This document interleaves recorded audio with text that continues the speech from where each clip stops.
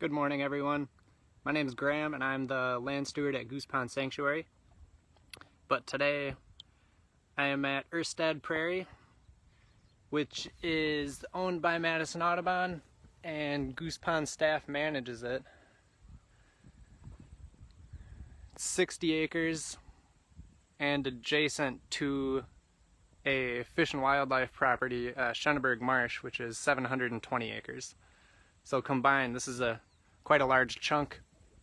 Schenneberg Marsh itself is at least a 100-acre lake and has emergent wetland vegetation and also some restored grassland and prairie. And then right in front of me, you can see a pond that is just inside of Prairie. So this is not Schenneberg Marsh, but it's an additional body of water, of which there are many in this independent basin. So today I wanted to talk with you briefly about interseeding. The usual method that we and many other conservation organizations use for prairie restoration is to convert old ag fields into prairies. And so the basics for that is you have corn or beans and row crop for a number of years, usually doing Roundup Ready agriculture to reduce that seed bank of the weedy seeds. And then one of those years you just decide that this is the time to restore it and you plant it. Usually all of the seeding is done in a single season onto that bare dirt that you just see in a regular crop field.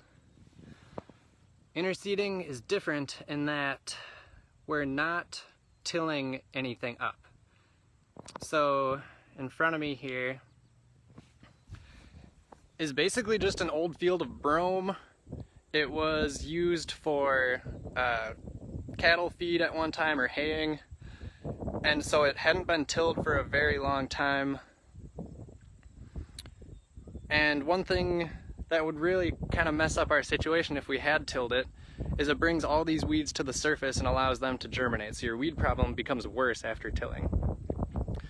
So instead, with interseeding, the basic idea is just to seed in plants that are likely to establish themselves in the existing cover. In this case, the existing cover was just this brome. It's ubiquitous grass. It's not native, but it's not terribly aggressive either. You can see that the soil is still visible under here, so it's not growing up so thick that it's just covering everything. It's the brome is everywhere, but it's not super dense and competitive. So we planted this in, let's see, that would be the fall of 2018, I think. And we've burned it annually since then, and that is a key part of interseeding. You have to burn it frequently to suppress that brome, because you don't want the brome to completely go away necessarily, because again, that'll stimulate a lot of weed growth. But you want to hurt it enough to allow the prairie plants to germinate and eventually start to come up. So in years 1 and 2, it really didn't look like much of anything.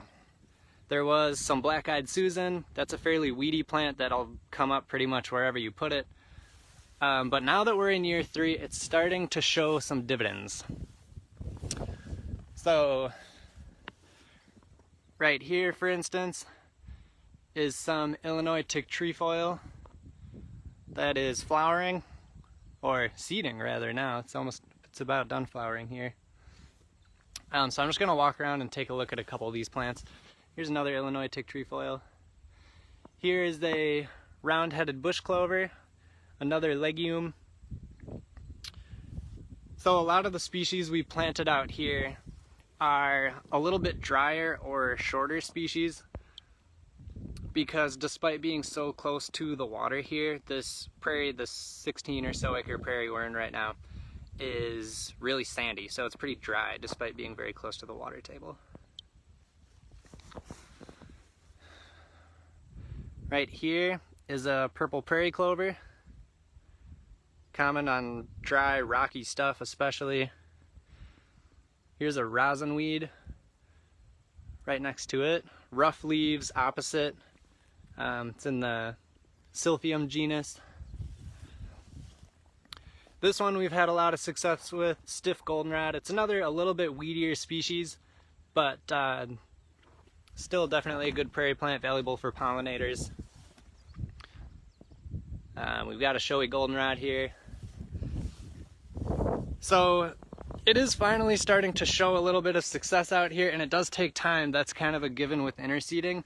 You just have to stick with it and keep doing that annual burning. That's key. Here's a purple prairie clover that's still a little bit in flower.